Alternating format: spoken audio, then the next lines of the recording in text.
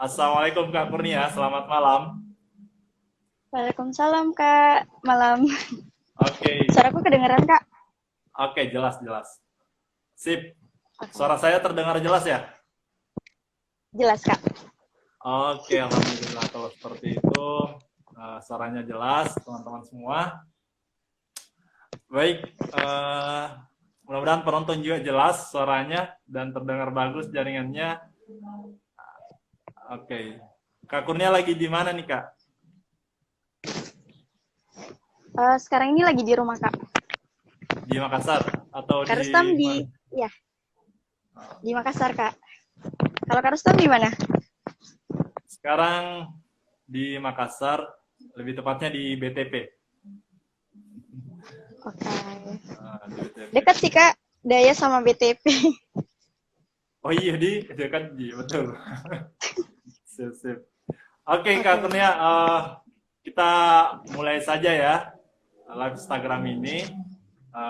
Kemudian insya Allah saya yang akan memandu live Instagram ini dan ya paling sifatnya santai saja. Kemudian sharing tentang jejaring kebaikan. Nah, teman-teman semua, saya ulangi Bismillahirrahmanirrahim. Assalamualaikum warahmatullahi wabarakatuh. Waalaikumsalam Terima warahmatullahi kasih wabarakatuh. teman-teman karena sudah bergabung di live Instagram ini bersama kami, saya Rustam dan ada juga Kurnia.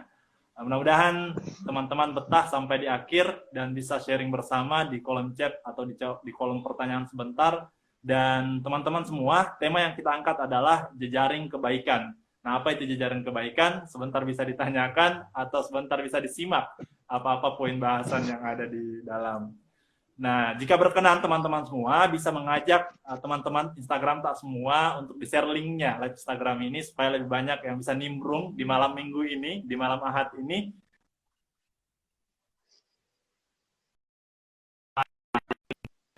Nah, insya Allah itu harapannya.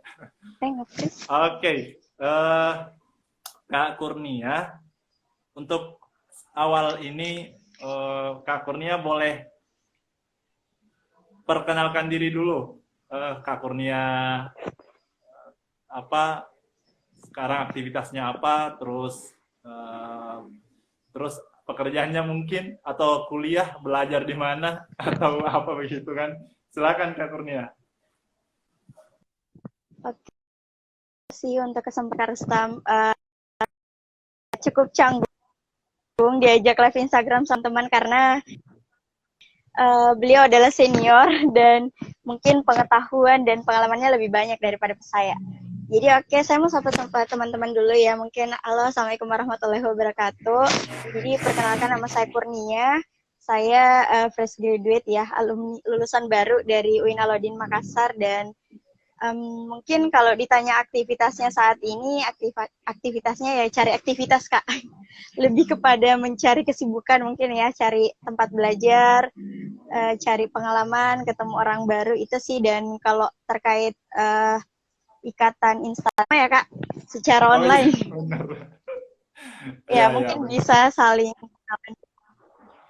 Oke, kalau saya Rustam, teman-teman semua, baik temannya Kurnia atau teman saya di Instagram ini, sekarang beraktivitas di Makassar. Saya sekarang sebagai karyawan ya, karyawan di lembaga kemanusiaan atau filantropi atau lembaga zakat infak sedekah di Yatim Mandiri Sulawesi Selatan. Terus aktivitasnya ya paling setiap hari respon bencana, terus melakukan program-program pemberdayaan ekonomi dan pemberdayaan sosial. Nah, kemarin program kami ada festival kesehatan juga dan beberapa yang memang kami sudah rencanakan.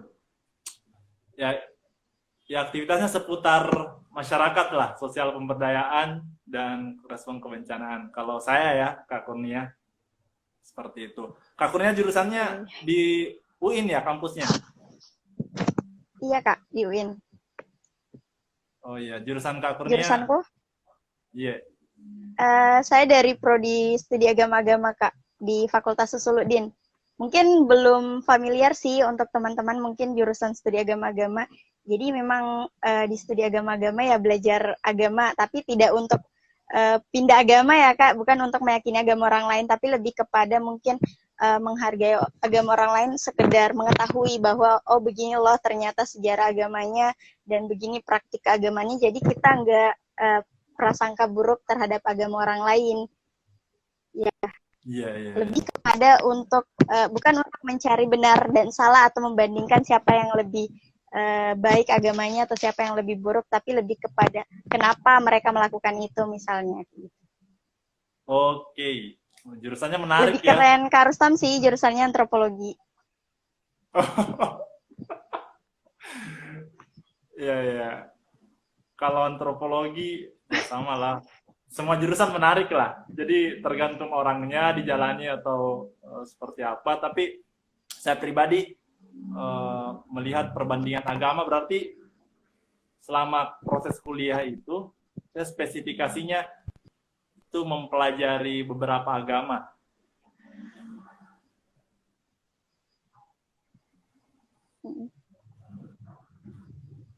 Kayak jaringannya. Iya Kak. Jadi kayak misalnya semester awal kan belajar mata kuliah dasar ya yang diajarkan di UIN.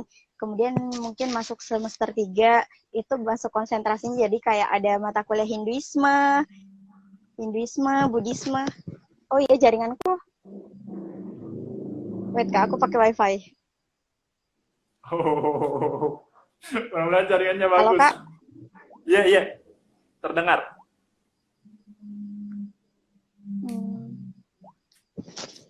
Halo, Kak Rustam? Iya, terdengar. Oh. Halo, Kak. Aduh. Iya, halo. Terdengar suaraku. Teman-teman bisa dibantu respon ya, kalau suara saya belum terdengar. Kedengaran, Kak. Kedengaran di saya. Oh ya, sip. Masih terdengar. Oke ya, bagus Midi jaringannya.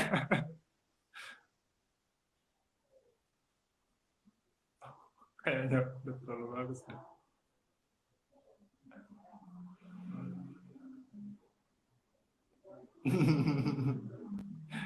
Oke. Kayaknya jaringannya Kurnia kali ya. Oke, terima kasih Mutmainnah, teman kami dari Jeneponto juga. Semoga sehat. Ini jaringan saya apa jaringan Kurnia ya? Bisa dibantu Mutmainnah? Kedengaran Kak? Oke, terima kasih Asnudin. Semoga sehat. Asnudin mohon direspon ya kalau memang jaringan saya kurang bagus. Mohon bantuannya.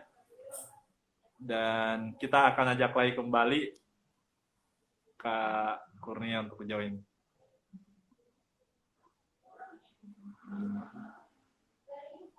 Oke. Ya, ini memang tantangan kita milenial saat ini. Ini jaringannya kadang-kadang terganggu, apalagi musim ya. Pertanyaan, Aman Sarataka. Oke, terima kasih yang membantu menjawab. Terima kasih ya. Saya undang lagi, mudah-mudahan bagus. Amin Allahumma amin, doa yang sama buat Kak Rustam. Siap Kak Nur Mutmainnah. Ya cek ulang. Sorry Kak, aduh minta maaf jaringanku kayaknya. Oh iya, siap. Enggak apa-apa. Ini sudah terdengar ya, jelas. Iya Kak, kedengaran meskipun mungkin tampilan gambarnya Kak Rustam kayak ngeblur gitu Kak. Iya, nggak apa-apa. Yang penting suaranya jelas dan terdengar. Siap. Oke. Ya di mana lagi tadi jadi Kak Kurnia ini kuliahnya di studi agama-agama, jurusannya ya, studi perbandingan agama-agama. Nah itu dia UIN Alauddin Samata Kak ya? Iya Kak. Oke. UIN Alauddin Makassar tapi tempatnya memang di Samata. Oh, UIN Alauddin Makassar tapi tempatnya di Samata, Goa malah itu. Sip. Nah, iya, Kak Kurnia, karena kita temanya jejaring kebaikan dan kita akan saya akan mengantar beberapa poin tentang jejaring kebaikan ini. Nah, saya memulai dari apa pandangan Kak Kurnia tentang apa masalah-masalah yang dihadapi anak muda saat ini. Nah, kalau Kak Kurnia melihat seperti apa? Oke, terima kasih. Mungkin di sini saya mau bilang dulu, Kak Rustam, mohon maaf, saya tidak merasa bahwa saya pantas disebut pemateri atau narasumber ya, teman-teman. Jadi di sini kita hanya akan sharing apa yang saya ketahui mungkin dan apa yang sudah pengalaman saya terkait itu. Terkait dengan permasalahan anak muda, tentu apa ya, tidak akan pernah selesai, Kak. Saya merasa pribadi, kalau saya pribadi sebagai anak muda, saya tidak akan pernah selesai dengan permasalahan saya sendiri.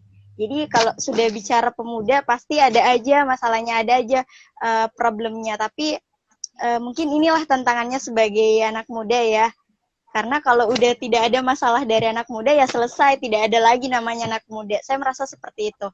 Dan kalau terkait dengan keresahan ya, masalah-masalah yang acap kali dihadapi sama pemuda, mungkin karena di era transisi ini dari pandemi ke new normal, kita selalu berhadapan dengan gadget ya Kak. Kita selalu di sosial media, jadi permasalahan pemuda mungkin tidak jauh-jauh dari itu. Jadi kayak mudah terpapar hoax, berita hoax, tidak saring dulu sebelum sharing, tidak sabar dulu sebelum sebar. Jadi kalau misalnya di grup-grup, tapi itu bukan hanya berlaku di pemuda sih Kak, semua kalangan yang bermain gadget tentunya itu jadi permasalahan utamanya, yang dimana kalau ada berita sedikit udah langsung sebar kayak gitu, tidak disaring dulu sebelum sharing. Dan mungkin permasalahan lainnya karena pemuda memang yang kayak di era digital ini ya, kita sudah mempunyai akses di era teknologi ini, kita udah punya akses untuk segala hal. Jadi perjuangan anak muda hari ini dengan perjuangan anak muda masa lalu, mungkin di era bapak saya misalnya, kakek kita, buyut-buyut kita, perjuangannya lebih terasa Kak dibanding kita yang saat ini. Karena kita sudah kayak berasa disuap, kita sudah punya segalanya karena perkembangan zaman mungkin. Jadi anak muda saat ini lebih kayak bermasa bodoh mungkin ya. Kalau misalnya saya lihat adik saya tidak jauh-jauh, mungkin pemuda masa kini yang kayak apa ya, semuanya tidak perlu dipikirkan secara skala jauh kayak gitu Kak. Jadi misalnya ada tugas pun carinya di Google, tidak berpikir lah, tidak begitu berpikir kritis ya untuk anak muda masa kini, dan mudah sekali untuk ikut-ikutan. Misalnya pun kayak apa ya, bullying ya. Jadi mereka tidak mengerti apa ya, posisi orang lain misalnya. Jadi dia gampang sekali untuk rasis. Jadi dia menjelek-jelekan temannya misalnya, dan dia merasa bahwa itu adalah hal yang lumrah. Body shaming pun merasa bahwa menegur teman misalnya, mengejeknya bahwa kamu kurus, kamu gemuk. Dia tidak memikirkan perasaan orang lain kayak gitu. Jadi dia tidak memposisikan dirinya dan menganggap itu sesuatu yang biasa. Oh, kita hanya bercanda, padahal itu masuk sebagai kekerasan verbal kan, kekerasan secara lisan. Kalau orang itu yang menjadi korban tersinggung kayak gitu. Jadi dari hal-hal kecil banyak sekali pemuda yang kayak tidak begitu mengerti terkait hal itu, mungkin karena kurang disupport sama lingkungan. Pembelajaran pun itu saja, bermainnya di ruang-ruang kelas saja. Jadi itu sih, jadi banyak sekali sebenarnya Kak permasalahan pemuda yang kita mungkin sama-sama hari ini untuk pecahkan solusinya seperti apa. Dan saya tidak merasa bahwa saya adalah pemuda yang terbaik dibanding mungkin teman-teman yang join pada malam hari ini. Mungkin itu sih Kak kalau saya. Oke, wah pandangannya ini ya, beragam lah ya, dari masalah gadget, kemudian masalah yang pasti banyak masalah anak muda, dan zaman ya, zaman yang mulai transisi. Itu tadi teman-teman sudah disampaikan oleh Kak Kurnia. Nah, itu banyak sekali, dan mudah-mudahan sih bisa memantik kesadaran kita bersama bahwa memang tantangan atau masalah-masalah itu di lingkungan kita itu banyak ternyata. Nah, tinggal kadang kita untuk lebih peka melihat itu dan bisa lebih peduli terhadap masalah-masalah yang ada. Ya, oke, Kak Kurnia, berarti secara garis umum sifatnya memang lebih pada kepribadian lah ya, kepribadian bagaimana anak-anak generasi khusus untuk anak muda lebih tahu Misalkan tadi tentang hoax misalnya, saring dulu sebelum sharing, kemudian apalagi sabar sebelum apa? Sebar. Oh, sabar sebelum sebar. Nah, ini semua perlu untuk kita ketahui oleh teman-teman semua di milenial. Oke, selanjutnya Kak Kurnia, apa terkait tadi ya, misalnya tentang generasi anak muda, yang pasti akan ada masalahnya. Seiring bertambahnya umurnya, pasti akan apa level ujiannya juga berbeda, masalah-masalah yang dihadapi juga berbeda dengan seluruh dinamika yang mereka hadapi dalam kehidupan masing-masing. Nah, saya mau tahu nih Kak Kurnia, memaknai hidup dan tujuan hidup itu seperti apa sih? Nah, bisa di-sharing barangkali Wah, supaya teman-teman di sini apa bisa terpantik atau merefresh kembali. Sebenarnya kita hidup ini atau cara kita memaknai hidup ini apa sebenarnya? Sebenarnya tujuan kita ini apa? Nah, barangkali bisa di-sharing. Silakan Kak. oke, terima kasih Kak Rustam. Oke, ini pertanyaannya yang kedengarannya sangat simpel dan sangat sederhana, tapi untuk menjawabnya cukup berat ya Kak, karena ini sangat multidefinisi dan setiap orang pasti beda-beda pandang hidup. Tapi kalau ditanya saya pribadi, mungkin pandangannya terkait bagaimana saya memaknai hidup, saya percaya bahwa Allah tidak menciptakan kita di dunia ini serta-merta begitu saja. Jadi pasti ada alasan besar, baik itu untuk kemaslahatan, baik itu untuk diri kita pribadi seperti itu. Dan mungkin saya memaknai hidup apa ya membahasakannya. Saya selalu percaya bahwa saya hidup di dunia ini adalah sebagai apa ya tugas. Saya punya tugas hidup di dunia ini. Saya harus berguna untuk orang lain. Saya harus bisa bermanfaat untuk orang lain. Bukan hanya untuk diri saya pribadi tentunya, karena saya merasa bahwa hidup ini akan menjadi sia-sia kalau saya tidak bergerak atau tidak melakukan sesuatu. Dan terkait dengan makna hidup, apa ya? Ya, saya yakin itu bahwa kita di sini hanya sementara di dunia ini. Jadi selama kita hidup ya kita harus tahu diri bahwa kita ini hidup. Jadi kalau saya pribadi ya, kalau saya mager-mageran, saya merasa saya tidak hidup Kak. Karena saya tidak melakukan sesuatu dan saya tidak memberikan kontribusi atau bermanfaat untuk orang lain. Ya itu sih mungkin saya agak sedikit sulit untuk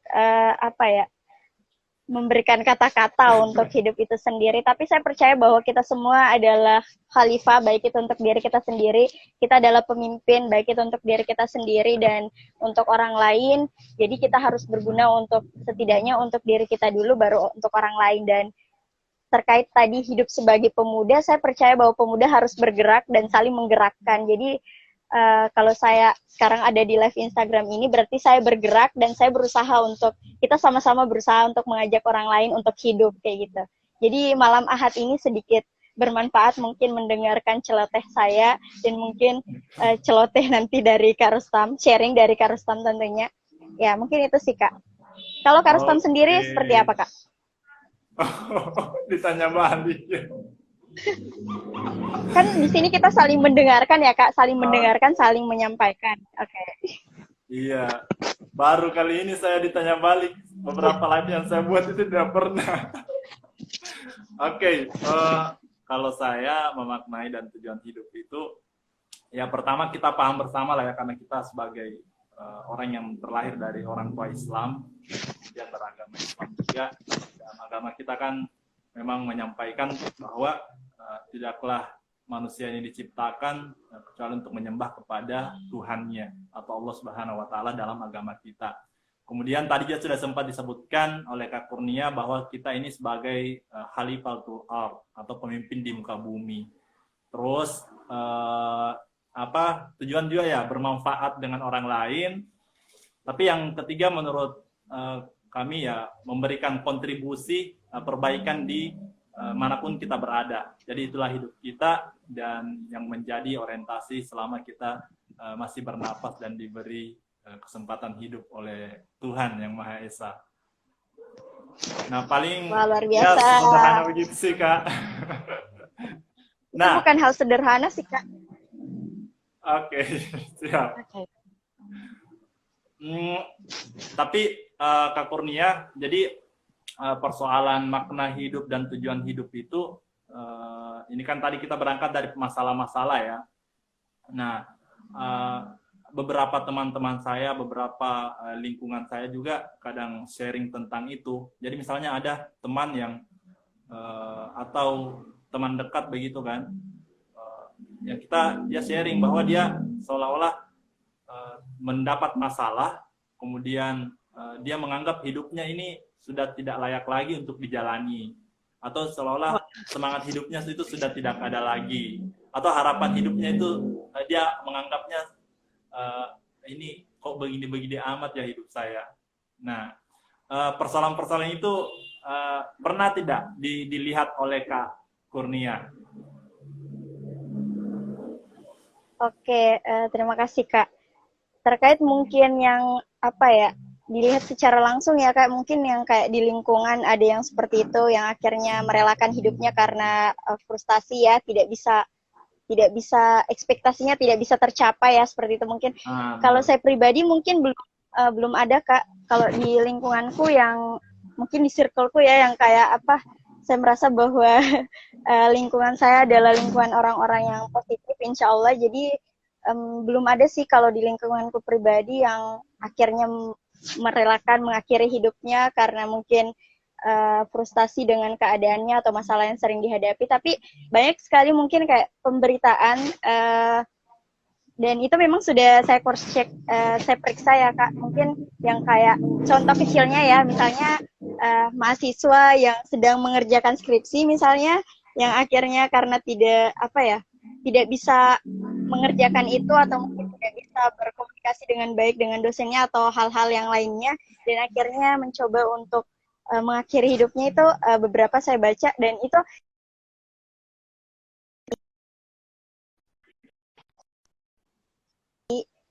hanya persoalan kita tidak bisa mengerjakan karya tulis ilmiah, kita lantas menyerah untuk hidup. Padahal hidup itu bukan hanya untuk itu loh, seperti itu mungkin. Dan apa ya, saya merasa bahwa dia sangat terugi sih. Dia tidak menyelesaikan amanahnya di muka bumi ini dari Allah Subhanahu wa taala itu sendiri misalnya. Dan saya merasa bahwa dia tidak punya, mungkin faktor lainnya karena dia tidak punya lingkungan untuk berbagi cerita, mendapat solusi misalnya. Dan orang-orang seperti inilah yang mungkin sebenarnya harus kita rangkul, Kak. Jadi kalau mungkin ada dari teman-teman yang di lingkungannya ya, ada temannya yang mudah sekali frustasi, depresi, mungkin itu adalah orang-orang yang harus seringkali kita ajak bicara. Setidaknya mungkin kalau tidak bisa untuk bicara, setidaknya kita bisa jadi pendengar yang baik untuk dia.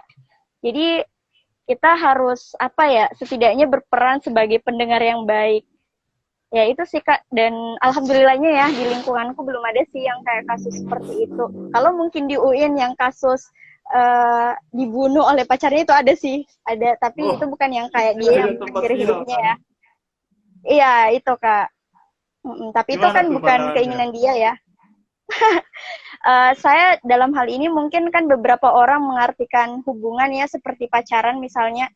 Mohon maaf saya sendiri tidak berpengalaman untuk itu. Tapi kalau saya memandang itu, saya merasa bahwa apa ya, hubungan yang dibangun itu dalam hal ini tidak, konotasinya, konteksnya tidak positif. Karena mungkin awalnya bisa saling sharing tentang dunia perkuliahan, bisa jadi tukang ojek kemana-mana misalnya, akhirnya berujung naas karena tidak bisa saling menjaga diri, seperti itu, Kak. Yang kayak apa ya, keluar dari batasan syariat agama misalnya yang kayak berdua-duaan di rumah, di kosannya, kemudian melakukan, ada setan yang mengganggu walau alam ya, akhirnya melakukan hal itu dan akhirnya pacarnya dibunuh. Dan saya merasa menyayangkan si perempuan karena selaku korban ya, akhirnya perempuan yang harusnya menyelesaikan kuliahnya, membanggakan orang tuanya, akhirnya harus dihabisi sama pacarnya sendiri. Dan saya mengutuk keras perbuatan laki-laki itu sih. Saya sangat merasa bahwa dia sangat tidak manusiawi karena ketika dia sudah mendapatkan apa yang diinginkan, akhirnya dia tidak bisa bertanggung jawab untuk melakukan itu. Ya, dia Oke. tidak apa ya, dia berani melakukan tapi tidak berani untuk bertanggung jawab. Itu sih.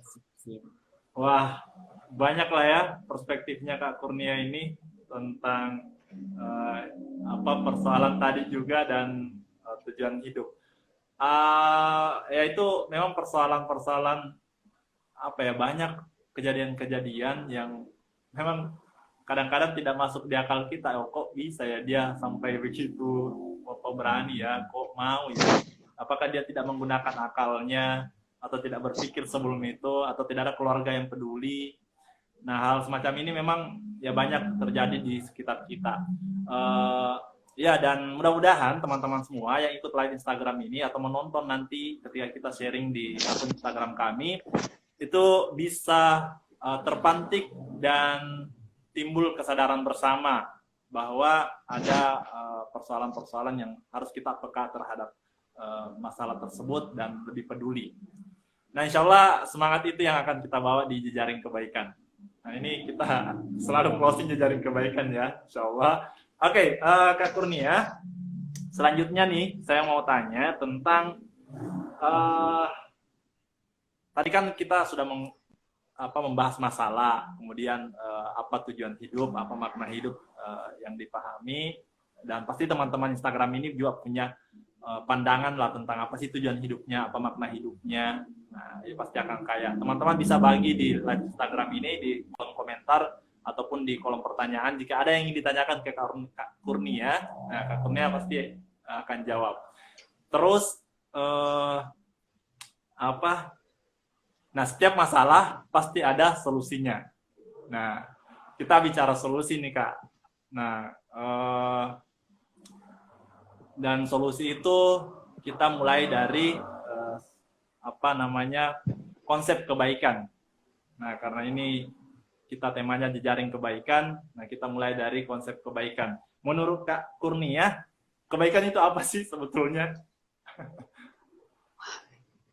Seharusnya sih saya yang bertanya itu Kak, karena tagline-nya hari ini adalah jejaring kebaikan. Oke, baik Kak. Jawab dulu lah. Sorry Kak, saya orangnya memang sangat receh. Maaf. Oke, terkait dengan ya, dan ya pasti multi definisi tentunya.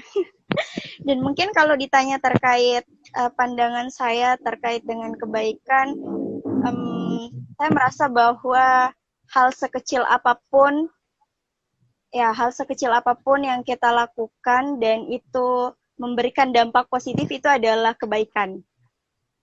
Jadi saya merasa bahwa hal kecil contohnya adalah misalnya Kak Rustam mengajak saya untuk live Instagram dengan tagline jejaring kebaikan dan saya mensanggupi itu, mengiyakan itu, dan saya merasa bahwa di sini saya bisa sharing, itu berarti saya sudah melakukan sedikit kebaikan. Jadi ya itu, mungkin kebaikan itu tidak harus nampak jelas di mata bahwa kita sudah dilihat orang lain bahwa kita sudah melakukan kebaikan, tapi kebaikan itu bisa dimulai dari diri sendiri dulu. Misalnya mencoba untuk produktif, itu berarti kita mencoba untuk berlaku baik kepada diri sendiri. Kita memberikan haknya diri untuk tidur yang cukup, makan yang cukup, itu berarti kita sudah berlaku baik untuk diri kita sendiri. Dan mungkin untuk orang lain jangkauannya lebih luas, kita bisa melakukan banyak hal untuk orang lain. Mungkin seperti yang dilakukan Kak Rustam dalam hal ini pengabdiannya kepada anak yatim, misalnya tergabung di instansi yatim mandiri, itu adalah jembatan bagi Kak Rustam pribadi dan teman-teman yatim mandiri untuk melakukan kebaikan kan Kak? Seperti itu. Jadi kebaikan sekecil apapun itu kalau berdampak positif baik untuk diri dan orang lain itu adalah sebuah kebaikan menurutku Kak. Itu sih. Sesederhana itu. Sesederhana itu. Jejaring kebaikan. Barusan tidak sederhana loh itu Kak. Tapi mudah dipahami. Kalau Kak Rustam sendiri sederhana, bahasanya mudah dipahami dan pasti teman-teman juga paham. Jadi ketika teman-teman melakukan suatu hal dan itu bermanfaat untuk orang lain atau bermanfaat untuk diri kita, sekecil apapun itu, itulah kebaikan. Nah, bahkan tadi ketika teman-teman berusaha untuk tidak telat bangun subuh misalnya, atau ya kalau dalam apa agama kita kan paling tidak kita mendoakan orang lain itu juga sudah kebaikan. Atau kita senyum dengan sesama saudara kita itu juga sudah kebaikan. Jadi banyak teman-teman yang bisa kita maknai atau definisikan tentang apa itu kebaikan. Yang jelas kebaikan bukan kejahatan ya. Oke. Ya, Oke. kebalikannya. Ya teman-teman semua, ini saya tidak bisa lihat berapa orang yang tergabung. Berapa orang yang tergabung sekarang? 7 kalau di saya, Kak. 7 orang. Oke, 7 ya. Oke, teman-teman yang 7 orang yang masih stay di sini, terima kasih. Dan sekarang teman-teman bisa sharing di kolom chat atau kolom pertanyaan jika ada yang ingin ditanyakan tentang isu yang kita bicarakan tadi atau cerita-cerita yang sudah diantarkan oleh Kak Kurnia. Jadi silakan saya teman-teman bebas saja untuk saling berbagi pada malam hari Ahad produktif ini, insya Allah. Amin amin ya robbal alamin. Kita kayak ini ya. Oke, jika tidak ada, diam artinya iya ya. Oh ini ada nih, Kak Isim bertanya, bagaimana menjadi pemuda yang percaya diri dalam hal berbicara di depan banyak orang? Dari Akbar Arsyad. Oh iya. Ini teman saya barusan, Akbar Arsyad ini teman Instagram saya 3 hari yang lalu. Saya ketemu beliau di tempat makan bakso di Jalan Kumala. Mudah-mudahan benar ya. Dan ini apa ya, qadarullah ya, mungkin memang Tuhan atau Allah itu mentakdirkan kita bertemu memang untuk sama-sama saling berbuat baik dan saling berbagi kebaikan. Dan Akbar ini sangat antusias orangnya. Memang ya, silakan Kak dijawab Kak Kurnia. Oke, baik. Terima kasih Kak Akbar untuk pertanyaannya dan salam kenal ya Kak Akbar. Bagaimana menjadi pemuda yang percaya diri dalam hal berbicara di depan banyak orang? Sebenarnya. Halo Kak? Halo? Ya, silakan. Halo Kak Rustam? Iya. Oke. Oke, baik. Terima kasih. Mungkin saya izin menjawab sependek pengetahuan saya ya, Kak Akbar. Sebenarnya untuk live di Instagram ini secara tidak langsung saya sendiri belajar untuk tampil percaya diri, Kak. Untuk ngomong di depan mungkin teman-teman yang hadir pada malam hari ini. Tapi mungkin kalau ingin berbagi tips, saya selalu mencoba untuk membangun rasa percaya diri itu misalnya dari ngomong di depan cermin, Kak. Dan pertama adalah membiasakan diri ngomong di depan cermin. Jadi saya melihat bagaimana ekspresi saya ngomong di depan cermin, bagaimana cara saya berbicara di depan cermin, dan yang paling penting bagaimana kita mau percaya diri kalau kita tidak tahu apa yang akan kita bicarakan, Kak. Jadi pentinglah sebuah ilmu. Jadi kita harus misalnya topik pembahasannya ini. Jadi kita harus tahu topik pembahasannya supaya kita ada ilmu dasarnya. Jadi kita bisa bicara di depan orang dengan percaya diri. Karena kalau tidak ada ilmu sebelum bicara, jadi itu akhirnya kita asal ngomong dan hasilnya akan tong kosong nyaring bunyinya seperti itu, Kak. Jadi mungkin bisa dilatih dari hal sederhana, misalnya melakukan live Instagram untuk membangkitkan mungkin rasa percaya dirinya. Karena kan kalau live Instagram kan mungkin hanya bisa lihat 2 orang misalnya kayak seperti ini, tapi teman-teman bisa nyimak seperti itu. Jadi dimulai dari hal-hal kecil, dari ngomong di depan cermin, banyak-banyak membaca, dan mungkin sering-sering ikut workshop sih menurutku, Kak. Karena kalau di workshop kan otomatis banyak-banyak public speaker ya, banyak orang-orang yang sudah pandai berbicara, yang akhirnya bicara di depan umum, dan kita bisa pelajari bahwa oh caranya dia seperti ini loh berbicara supaya dia lebih tenang misalnya. Jadi kita dapat insight baru terkait mungkin public speaking itu sendiri. Dan Kak Akbar juga bisa ikut yang kegiatan yang sama Kak Rijal itu ya, Kak Rustam? Iya. Ya, jadi kayak dilatih untuk belajar public speaking kayak gitu. Jadi pelajari aja, Kak. Jadi kayak belajar dari orang lain, kemudian pahami dulu ilmunya apa yang mau disampaikan, dan banyak-banyak latihan sih ala biasa karena terbiasa. Itu sih dari saya mungkin Kak Akbar. Semoga ditangkap. Oke, jadi Kak Akbar itu sudah dijawab oleh Kak Kurnia. bahwa kita memang harus ada apa ya, pengetahuan atau ilmunya dulu, kemudian latihan saja depan cermin lebih teknis, itu sangat konkret ya kalau kita mau bisa bicara depan umum.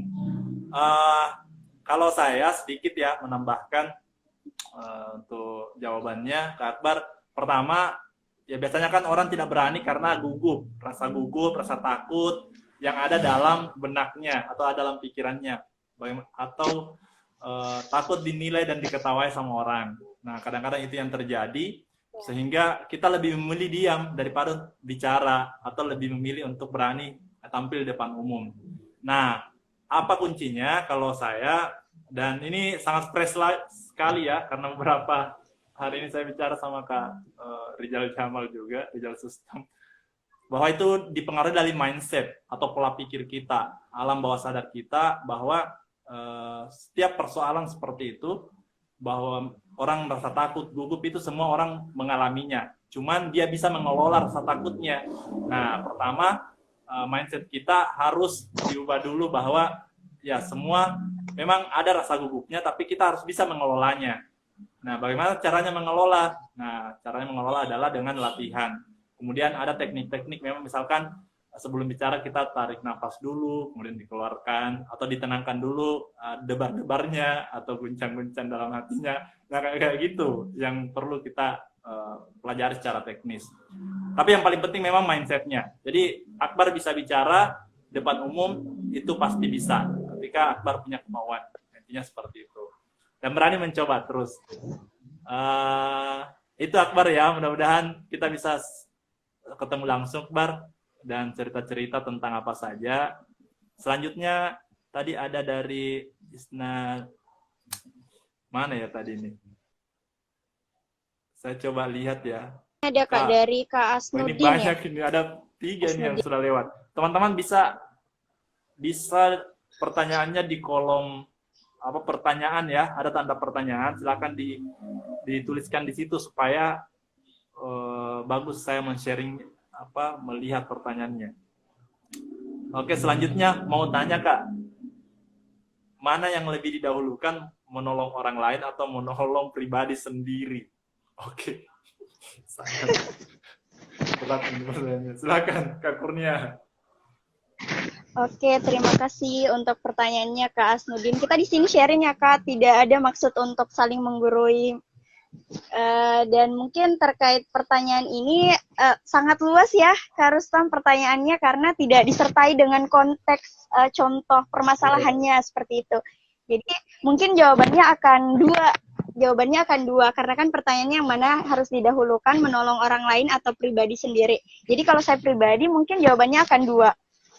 Kalau dalam hal ini konteksnya, misalnya ya, saya contohkan mungkin saya lebih senang contoh supaya lebih mudah dipahami. Misalnya kita sama-sama nih jatuh ke jurang, terus misalnya sama-sama tersangkut di ranting pohon. Jadi otomatis konteksnya dalam hal ini pasti saya terlebih dahulu menolong diri saya dulu.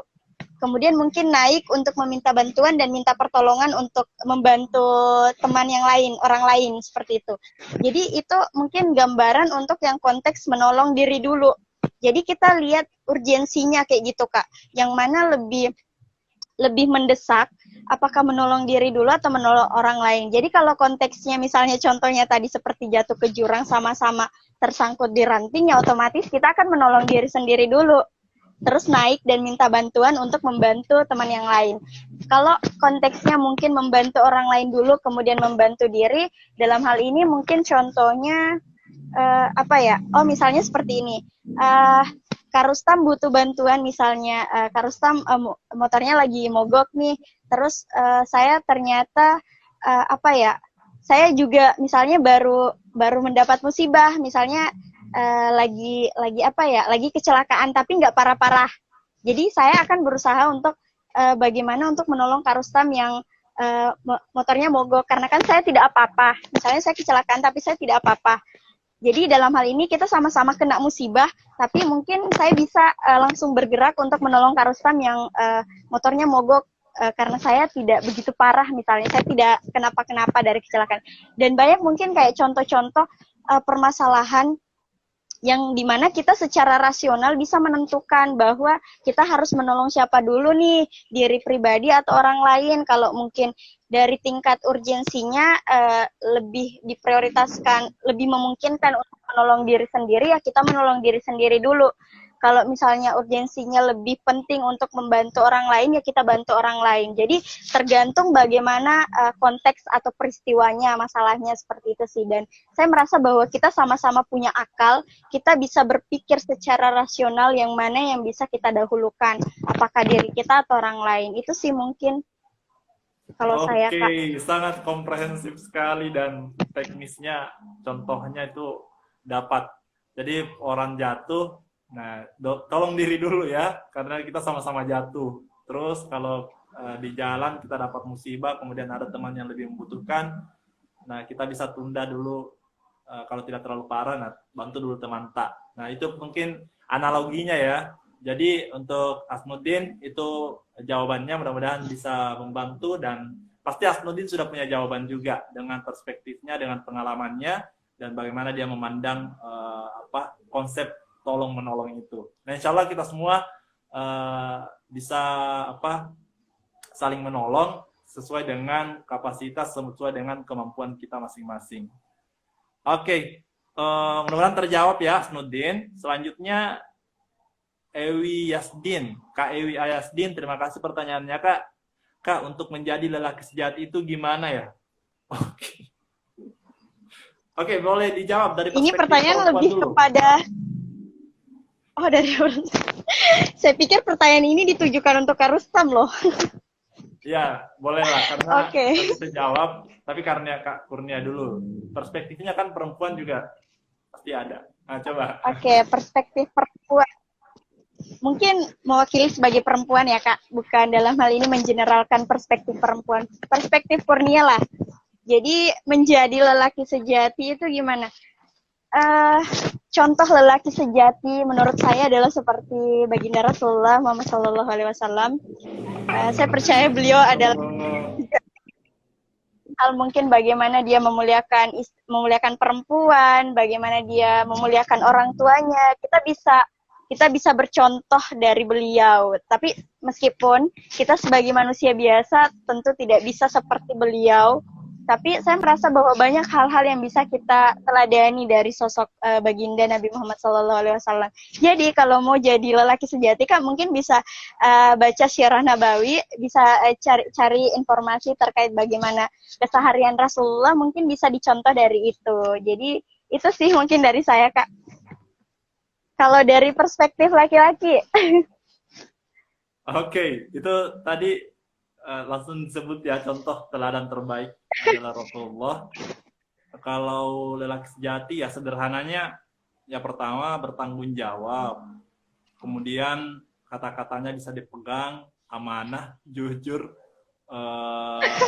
Itu masih sifat Rasulullah semua. Itu sifat Rasulullah semua ya. Ya kalau kita bicara Nabi ya pasti teladan terbaik lah, semua aspek kehidupan kita melekat pada sosok beliau. Dan kalau bagus Kak, lebih detail Kak Rustam.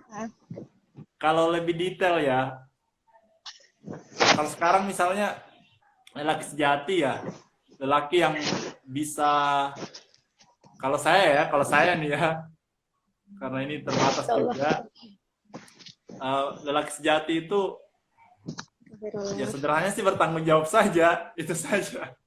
Selebihnya bolehlah beragam oleh teman-teman. Oke, itu ya. Iwa tadi, Iwa Syam. Mudah-mudahan terjawab cara menjadi.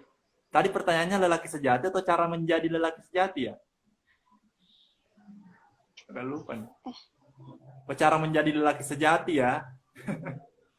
Oh, cara ya? Oke, kalau caranya sebagai lelaki ya belajarlah sejak dini usia kita sekarang ini untuk lebih cepat mandiri. Terus mandiri, belajarlah untuk mengambil peran tanggung jawab. Kemudian belajarlah untuk lebih banyak membuka wawasan kita, perkaya perspektif kita, dan kalau kalau bisa kita menuntut ilmu di beberapa lingkungan atau kelompok-kelompok yang kita bisa akses. Jadi kita punya kelompok-kelompok majelis ilmu saat ini. Nah itu bisa jadi jalan atau wasilah untuk menjadi lelaki sejati. Nah, apa itu lelaki sejati? Nah, jawabannya tadi adalah meneladani Rasulullah. Menurut perspektifnya Kurnia. Tapi itu umat Islam lah ya, semua secara umum pasti teladannya adalah Rasulullah. Nah, cuman sekarang pemuda-pemuda secara spesifik ya banyak lah ya, misalnya tentang karir, dia mau jadi apa, kemudian apakah tentara itu lelaki sejati, guru lelaki sejati, kemudian presiden lelaki sejati. Nah, ini kalau dilihat dari indikator profesinya nanti dia mau jadi apa, itulah yang disebut dengan lelaki sejati. Nah, jadi tergantung tujuannya kita mau jadi apa. Ya, yang jelas laki-laki tetap pada kodratnya sebagai laki-laki. Ya begitu Iwa ya, mudah-mudahan bisa dipahami dan ditangkap maksud saya. Oke Kak Kurnia, pertanyaan selanjutnya ada kali ya. Selamat bergabung kakak-kakak sekalian, di sini banyak nih tadi yang baru saya lihat bergabung. Terima kasih karena sudah bergabung. Selanjutnya Kak, tentang apa? Sekarang kan Kak Kurnia saya lihat beberapa story-storynya aktif juga tuh di organisasi-organisasi. Kemudian beberapa agenda-agenda kegiatan yang apa organisasi-organisasinya itu di kampus, kemudian ada juga ekstra kampus. Oke, terima kasih juga sama-sama. Nah, Kak Kurnia, saya mau tanya tentang apa sih konsep menebar, tadi kan konsep kebaikan ya, sekarang konsep menebar kebaikan. Nah, menebar kebaikan itu kan ada juga tuh tantangan-tantangannya. Menurut Kak Kurnia dengan konteks zaman sekarang nih, tantangan menebar kebaikan itu apa-apa saja, Kak? Oke, terima kasih Kak Rustam. Terkait dengan tantangan menebarkan kebaikan, mungkin kalau saya orang lain, misalnya kita berusaha untuk melakukan kebaikan, tapi kita mendengarkan orang lain yang bilang dia cuma bisanya seperti itu, misalnya apa Ji itu kebaikan apa beda itu, misalnya seperti itu, misalnya kayak kita terlalu mendengarkan, ya kita terlalu mendengarkan pandangan orang lain, jadi ya itu mungkin tantangan pertama. Kemudian yang kedua, karena kita tidak tahu di mana wadah kita untuk menyalurkan misalnya kebaikan. Jadi seperti yang dikatakan Kak Rustam tadi, penting untuk bergabung ke lembaga-lembaga atau organisasi yang bisa membangun kita jadi pribadi yang positif. Ya itu mungkin tantangannya karena kita kaum rebahan jadi tidak mencoba untuk mencari pergaulan baru, yang jadinya itu pergaulan baru atau wadah baru itu jadi jembatan kita untuk melakukan kebaikan. Kemudian kita selalu merasa bahwa kita tidak punya kapasitas untuk melakukan kebaikan misalnya, jadi tapi kita merasa bahwa saya tidak punya kapasitas di situ dan tidak mau mencoba, dan kembali lagi ke mindsetnya kita bahwa kita merasa bahwa kita tidak bisa, seperti itu mungkin. Jadi penting untuk mengubah tantangan itu menjadi peluang. Jadi untuk menjadikannya sebuah peluang, mungkin kita bisa luruskan niat dulu. Jadi kita tahu dulu kita niat kebaikan, melakukan kebaikan itu untuk apa. Kita mungkin melakukan kebaikan insya Allah lillahi ta'ala ya, karena Allah semata, mungkin tidak untuk mendapat pujian dari orang lain. Jadi banyak peluang-peluang yang akhirnya terbuka dari niat yang baik itu. Dimulai dari niat yang baik itu, jadi akhirnya peluang-peluang untuk menyalurkan atau jembatan-jembatan yang mengantarkan kita untuk berlaku baik atau melakukan dan menyebarkan kebaikan itu akhirnya terbuka. Dan penting untuk tantangan kebaikan itu dimulai, peluang kebaikan itu dimulai dari diri sendiri dulu.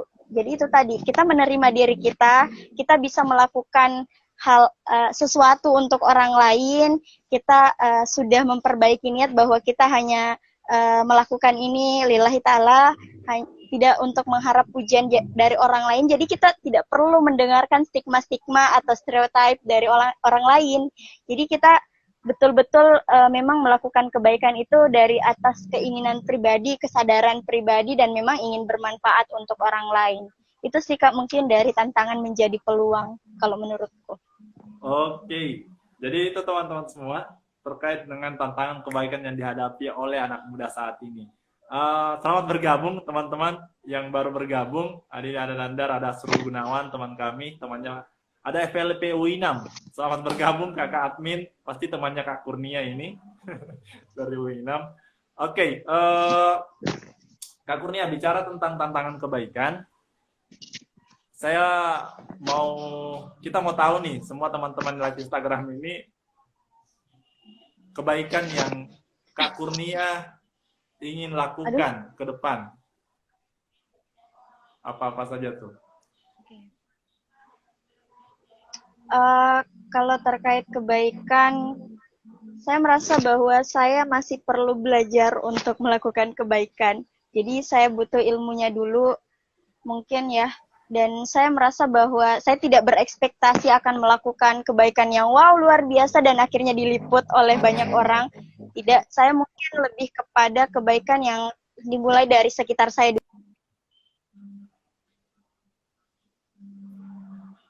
Oke, mudah-mudahan jaringannya bersahabat. Oke, jaringan. Ya Allah. Jaringan harus ya yang kurang stabil. Cek. Halo? Mudah-mudahan bagus ya jaringannya. Halo Kak. Iya. Yeah. Suaraku sudah kedengaran Kak. Sip. Oke, mohon maaf kayaknya jaringanku deh yang kurang bagus.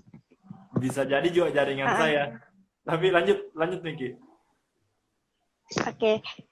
Jadi terkait dengan harapan mungkin ya, ekspektasi kebaikan yang akan saya lakukan ke depan, saya tidak berekspektasi bahwa saya akan melakukan kebaikan yang luar biasa Kak, yang akhirnya mungkin akan diliput sana sini, yang akhirnya viral sana sini. Tidak sih.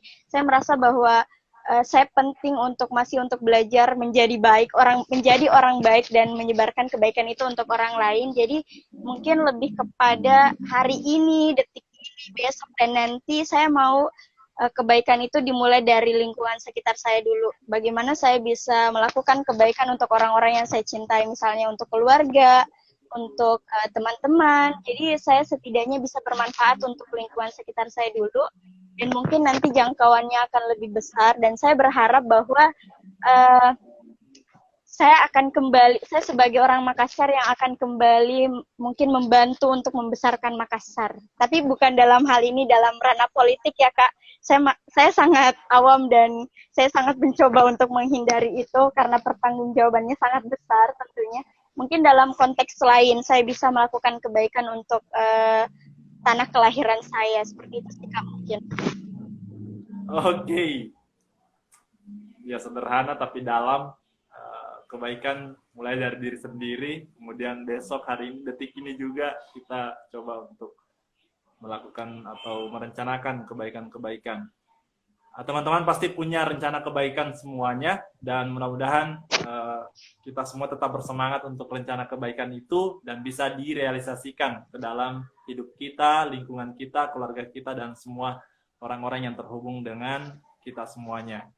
Nah, teman-teman semua, ini ada pertanyaan. Kurnia kapan nikah? Oke.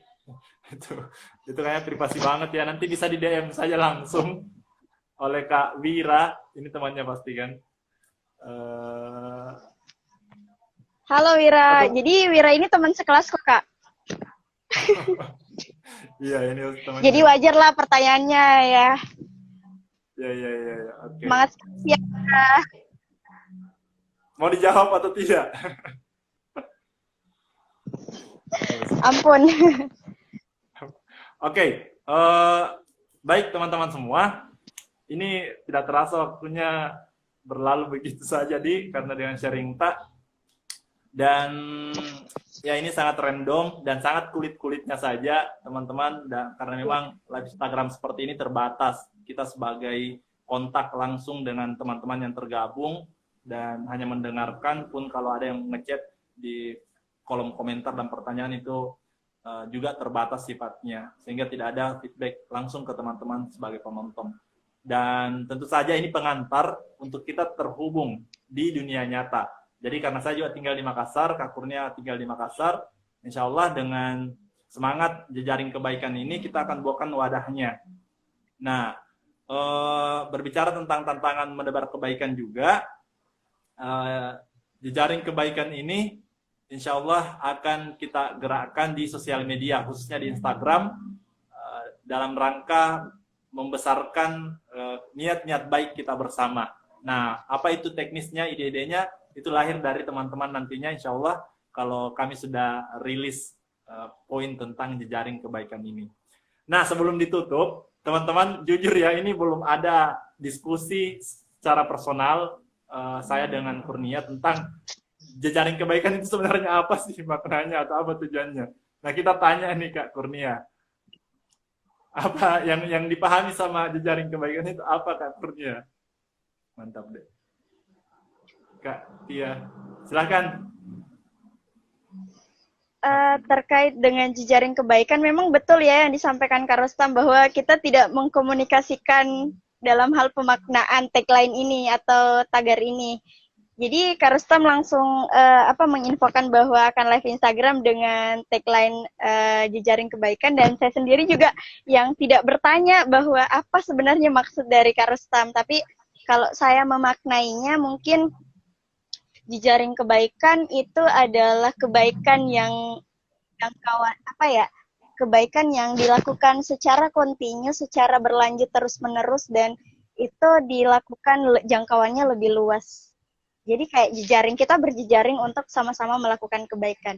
Kita sevisi, misalnya kita sevisi dan visinya itu misalnya melakukan kebaikan, menciptakan kebaikan, menyebarkan kebaikan. Jadi kita bisa bergerak sama-sama untuk melakukan kebaikan itu, mengaktualisasikannya dalam bentuk misi yang nyata. Mungkin itu sih Kak kalau dari saya. Oke, terima kasih Kak Kurnia jawabannya.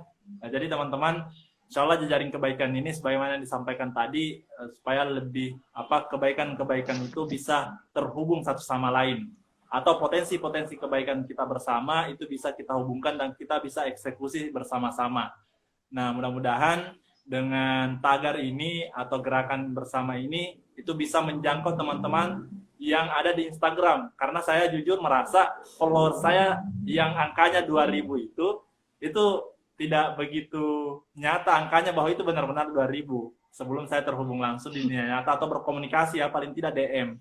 Nah, ini yang juga coba kami lihat sebagai pengguna Instagram dan melihat angka real sebenarnya yang bisa terkoneksi dengan kita dan dengan komunikasi itu berapa orang sih sebetulnya dengan potensi yang ada di angka 2000 itu. Apalagi kalau misalnya orang followersnya atau temannya yang saling memfollow ada 5000, ada 10.000. Nah, ini semua kita coba untuk memaksimalkan potensi-potensi kebaikan di sana. Dan insya Allah teman-teman lebih teknis kita akan sampaikan di rilis gerakan jejaring kebaikan ini. Terus kita punya tagline atau kita punya semangat tumbuh satu mekar 1000. Nah, jadi insya Allah jejaring kebaikan ini membawa semangat ketika teman-teman tergabung dalam jejaring kebaikan, maka kita berharap akan tumbuh 1000 kebaikan-kebaikan yang lainnya. Nah, itu yang coba kita buat secara bersama-sama dengan konektivitas di Instagram ini. Ah, itu Kak Kurnia. Mudah-mudahan ini ya. Oke, Ewi, jazakallah khair. Kak, semuanya semua. Oke, Kak Ewi dinanti ya. Mudah-mudahan bisa berkolaborasi bersama. Jadi teman-teman, kami juga tadi Kak Kurnia sudah menjelaskan ya, ada Yatim Mandiri Sulawesi Selatan. Nah, itu kami di sana dan insya Allah akan kita hubungkan secara program-program ataupun juga secara kegiatan-kegiatan yang teman-teman bisa sinergikan di Yatim Mandiri. Nah, tujuan dari kegiatan live Instagram ini juga untuk mengajak teman-teman memfollow Instagram Yatim Mandiri Sulawesi Selatan, juga memfollow kami, dan kita bisa sama-sama berkenalan lalu kemudian terhubung di jejaring kebaikan itu. Insya Allah. Nah itu barangkali Kak Kurnia ya, live Instagram kita. Terima kasih, Kak. Ya siap, sama-sama. Mudah-mudahan apa namanya sehat walafiat terus dan ditunggu kabar-kabar baiknya.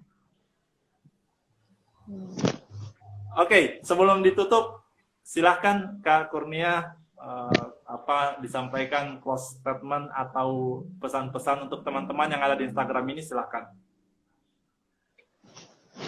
Oke, untuk closing statement-nya mungkin sederhana saja. Mungkin saya mau bilang, Kak, mari sama-sama menjadi baik dan menyebarkan kebaikan. Mari sama-sama bergerak dan saling menggerakkan. Itu sih. Semoga mewakili kebaikan yang ada. Amin, amin ya robbal alamin. Mari sama-sama baik dan mari saling menggerakkan dalam kebaikan. Oke, saya kira itu closing statement-nya dan sekaligus menjadi closing statement bersama di live Instagram ini. Insya Allah teman-teman semua, mudah-mudahan sehat-sehat semua, bisa ketemu di dunia nyata atau secara langsung, insya Allah. Dan kita bisa update informasinya di jaring kebaikan ini di pekan depan. Insya Allah pekan depan kita akan rilis dan berharap teman-teman yang ikut di live Instagram ini atau yang sedang menonton di profil Instagram kami, nah itu bisa berniat dan tergabung dalam proses jejaring kebaikan. Oke, itu saja. Terima kasih Kak Dian. Amin ya Allah atas kehadirannya malam hari ini. Ini banyak ya. Berapa orang nih yang ini bergabung saat ini? Kalau di saya 8 orang, Pak. Oh, 8 orang. Oh iya, ada Kak Aldi Jabir. Salam sehat Kak Aldi Jabir. Ini banyak teman-teman Kak juga ya. Ada Kak Akbar juga tadi ya. Oke, Kak Kurnia. Oke. Terima kasih Kak. Sekali lagi. Iya, boleh. Terima kasih sudah diajak. Oke, sip. Oke, bisa ini kita akhiri ya, teman-teman semua. Lebih dan kurangnya mohon dimaafkan. Assalamualaikum warahmatullahi wabarakatuh. Waalaikumsalam warahmatullahi wabarakatuh.